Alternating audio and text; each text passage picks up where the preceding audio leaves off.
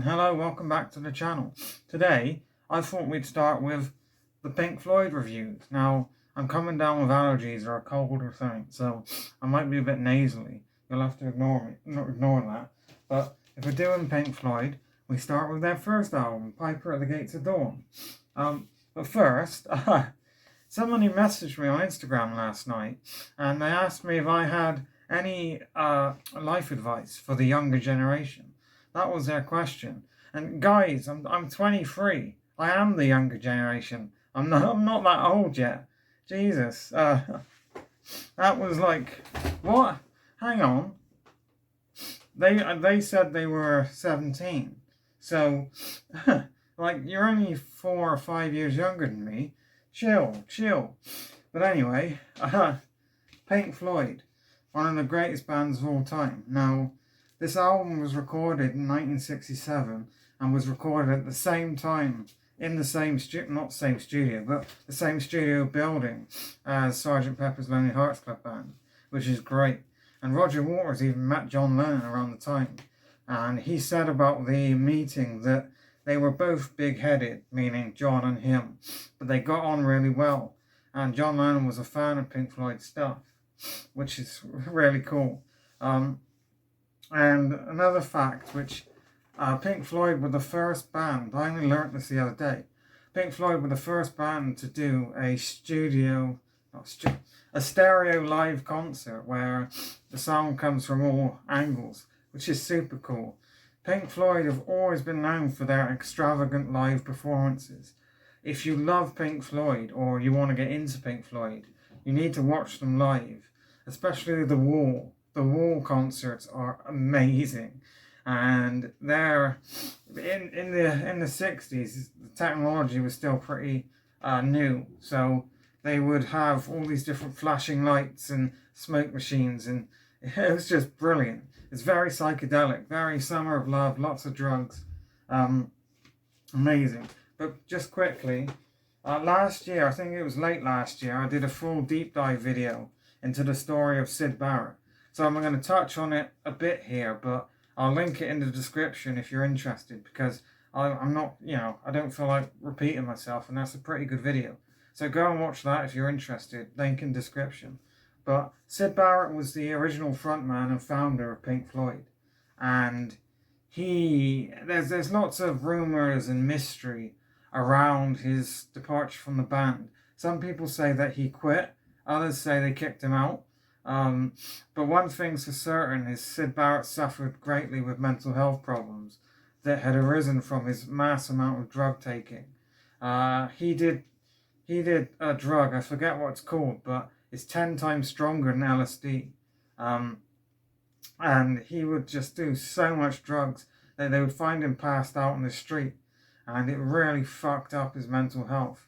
In the end, he didn't want to be famous. He hated being in the band, and they had to kick him out, or he had to leave. And then they replaced Syd Barret with David Gilmour, who was a close friend to the band.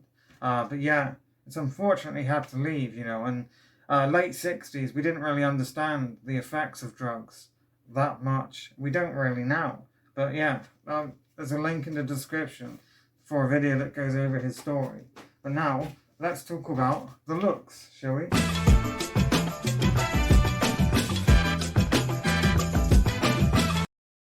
I love this album cover. That's very 60s psychedelia, that font type. And then I love just how psychedelic it looks with just all the different the band members on it, sorry. Now, something I should have mentioned, I read it online. Whether this is true or not, I can't tell you. I'm going to burp. Pardon me.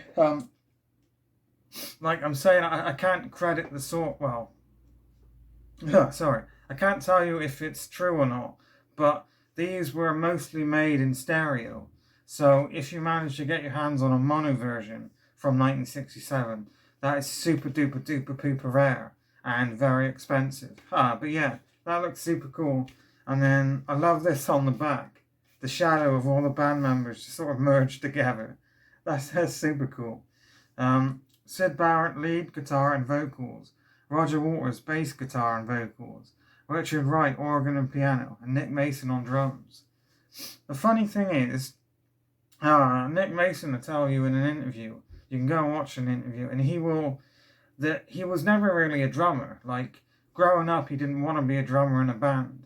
But when his mates wanted to start a band, he said that all his mates had already picked the other instruments, so he started playing drums. And then it wasn't until the band started kicking off that he really started to practice. And you don't hear it because he's brilliant in this. But yeah, I love that. And I love the back cover. I'll show you the Columbia label, but I'm not sure if it's like...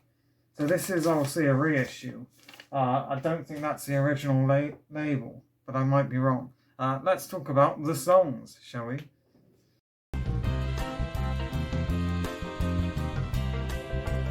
The album kicks off with Astronomie de Min. I hope I'm pronouncing that right.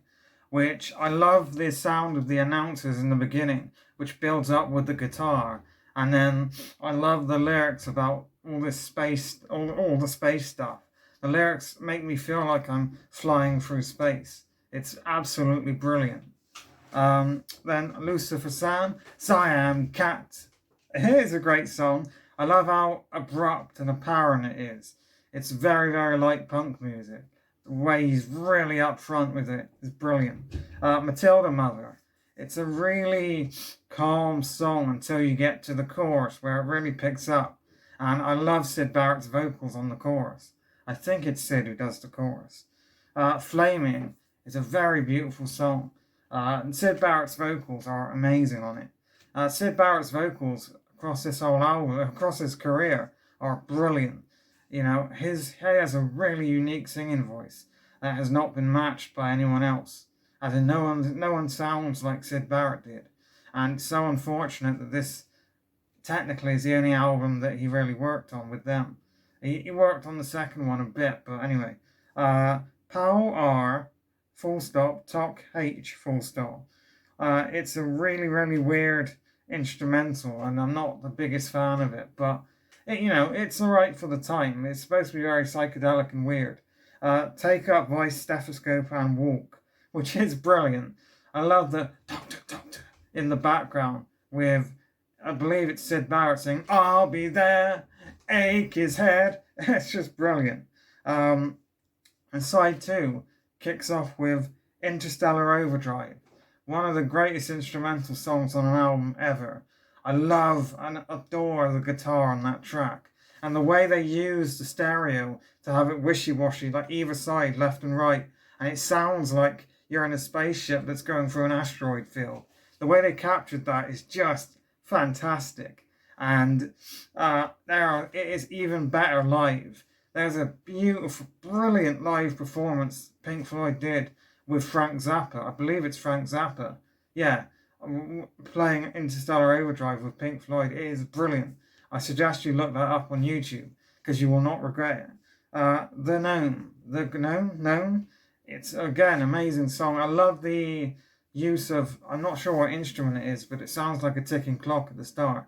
And I love how simple the lyrics sound. And I love how Syd Barret sings, hooray, brilliant. Chapter 24. I love the gong at the start. It's a very oriental Chinese song. I believe the story goes that Syd Barret just lifted lyrics from a Chinese proverb book or something like that. The Scarecrow is another amazing song. And the closing song, Bike, is brilliant. The way that he... the actual song bit is fantastic. I love the guitar. I love the simple childish lyrics. But then when the song ends, it almost fades out, and then the sound of these bike chains kicks in, and then these really, really weird noises. I won't redo it because that'll be memed, but these strange noises that close the album. It's really freaky and odd, but it just hits the right point for a 60s psychedelic album. It is just superb. So the song Bike, the actual song bit sounds really childish and it's really sweet and soft. But then this weird bit at the end makes me feel like the character in the song has lost his mind in a way. And it's just so, I think I think I probably need to, I need to make this PG. To properly experience that song, there's a certain green substance that might help me understand that song. Now, I've never smoked that because it's illegal in the UK, but that might help. I wish it wasn't illegal. Anyway, not the point. Uh, Syd Barret's lyrics across his whole album, pull from British folklore like the gnome and, just tales of old. Uh, Syd Barret loved folklore and he loved reading, and it shows really well in his lyrics. And the instrumentals on this album are brilliant.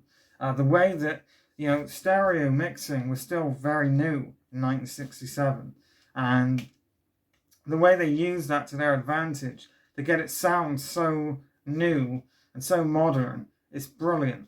Like, this could be released in the 90s and I wouldn't have known that it's a 60s album, if that makes sense. The way it still sounds so fresh today, even though it's it's over 50 years old. Absolutely fantastic. In conclusion, I pretty much said everything there is to say, but it is just phenomenal. And it is a 7 out of 10 for me. It is brilliant. I can't, you can't fault it. The first Pink Floyd album. The Pink Floyd are the pioneers of psychedelic rock music. They might not have started the genre, but they are the ones that would bring it into the mainstream in their later albums. And this is it's just so fucking good.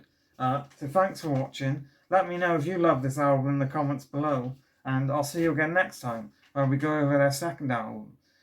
You've probably guessed this. It's pretty obvious, but I've decided to do Pink Floyd first, and then I'm going to do Oasis, just because Oasis are my favourite band of all time, and I feel like I've covered them to death on the channel. I want to keep the channel a bit fresh. Anyway, thanks for watching. I'll see you again soon.